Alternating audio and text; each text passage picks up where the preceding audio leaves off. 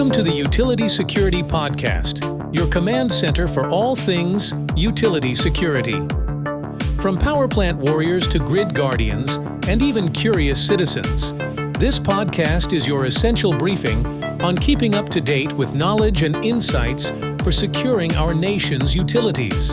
Expert intel through interviews with security chiefs, tech wizards, and policy shapers. Tune in as we explore the latest vulnerabilities, industry best practices, and inspiring stories of resilience from the frontline heroes keeping our grids secure. Welcome, Rajesh. Can you tell us a little bit more about yourself? Sure. So Rajesh Krishnan, I'm the head of product marketing at Asimily. Asimily is a OT and IoT security company focusing on protecting devices through their entire lifecycle. Okay.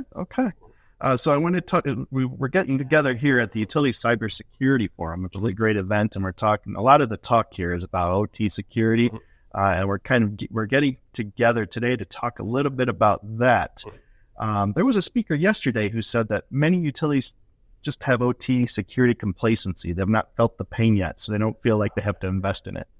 Can you talk about why it's important for utilities to invest in IoT and or Internet of Things and OT security, and what the pain, what it is, what kind of pain they might feel if they don't? Sure. So ironically, part of the reason that OT security has become so important is because of advances in IT security. So that's always been the largest attack surface. That's always been the most obvious place to conduct a remote attack and get ingress into an organization. Well, we've made some advances in that area. So what attackers are doing is looking for the next weakest way to get into an organization. And OT, because of its diversity, because of the challenges in protecting it, because of its unique needs, and because of the diverse quantity of devices, effectively leads to a large and vulnerable attack surface. Without focusing on that, it just makes it a little bit easier for attackers and adversaries to take advantage of that complacency and use that as the way to get a foothold in an organization. Okay. I think that a lot view OT security as a little bit more difficult and challenging than IT security. Part of that is, from what I heard at the conference here today, that the OT devices feel a bit invisible to them. Somebody gave an example during a presentation that they had to wait 40 plus days for an OT device to put enough on the wire for them to be able to see it. So how do utility securities best overcome this challenge of being able to monitor and see their devices? Sure. So that's an extreme example, but it's certainly a fair one. I mean, these devices are doing what they're supposed to do. And if the only means you have to learn about them is through passive traffic analysis, which is the safest method, then that is the consequence. But there are many other ways to understand what you have. You have software that you're using to manage those devices, so you can use that and correlate that information with other means. Some organizations may choose to use more active methods, such as directly communicating with the device and using SNMP and other ways to survey what's on the network. So those are options that are available, and it's going to vary for each organization on how comfortable they are with using these active techniques and how important some of the OT that they're managing is. So can it tolerate going down? Then you may want to stick to, if it has zero tolerance for going down, you want to stick to passive means. If you're comfortable with getting more up-to-date data, then you may want to use more active means. Okay.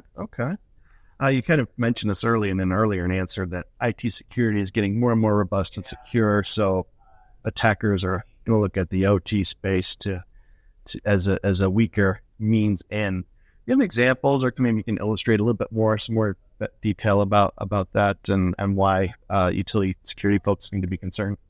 Sure. So one of the things that has just been a long time truth in computer science and technology is that many of the oldest technologies have not been created with security in mind.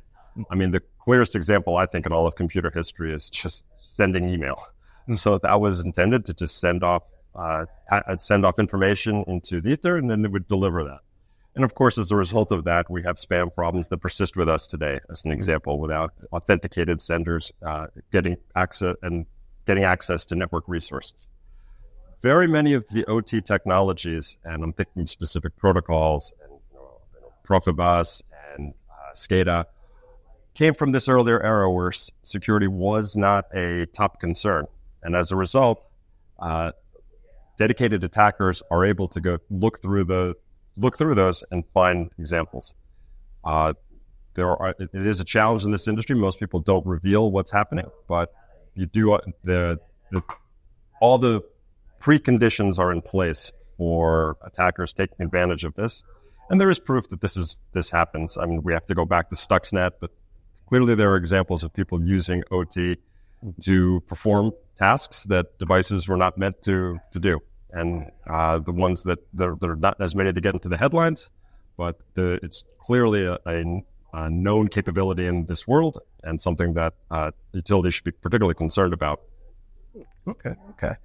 So what are the greatest, can you summarize or give some more details about the greatest challenges that utility organizations face right now when it comes to securing their IoT and OT? Sure, but you were just talking a little bit before, Curtis, about these invisible devices. I mean, the general concept of unmanaged devices seems to be a common one. So that there are known things that exist, but then there's this other set of devices that are just kind of pushed away into a corner, this unmanaged concept. So pulling all of that into the same stringency of what's going on in an organization, and then having that in your inventories, your audit capabilities, your governance, and most importantly, your risk measurement is key. Just because you're not paying attention to it or you can't catalog it doesn't mean that the risk isn't there.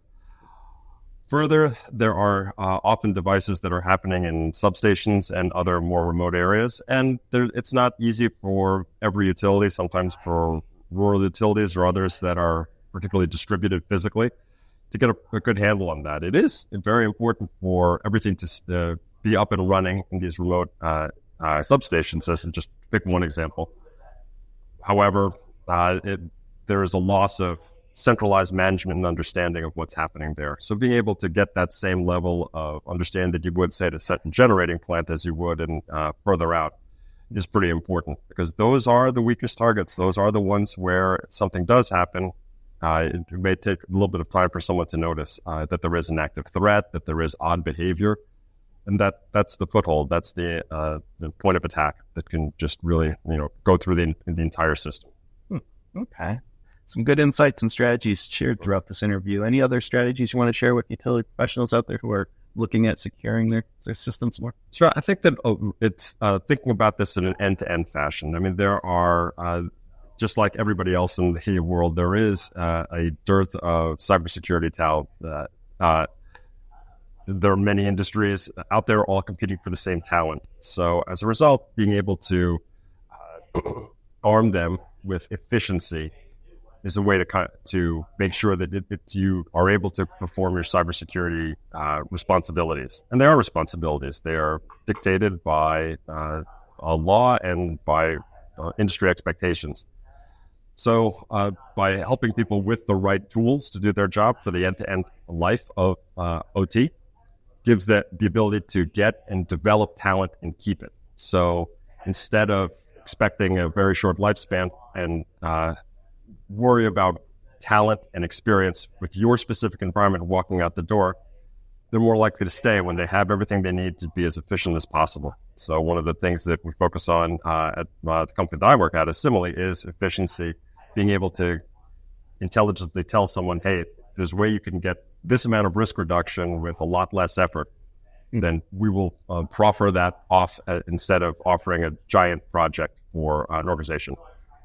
Risk reduction now compared to risk reduction later is very important. And linking things to big projects for reconfiguring networks, just to pick an example, doesn't reduce risk now. It just piles on for a task list that may never get finished in time. And that time is what a slow defense is what attackers love. Right, so I like that, slow defense. Yeah. All right, I'm going to wrap up this podcast with a question I ask everybody in interview, which is the kind of the crystal ball question. And if look into the future, tell me what the future of IoT and OT security looks like in 5-10 years. Where do you see the biggest growth and success, and also where are the risks likely to grow? Okay. So thankfully, we've got some good models for improvements in the IT security space. I think that those will creep further into the OT areas as well, where we will see more specific and explicit requirements being put on from regulators and in order for specific security requirements. The example that I like to think of is from the finance space for the PCI standards. There's very explicit information there on the quantity and frequency, let's say, of penetration testing. And last time I checked, there was 37 security controls that you should have in place.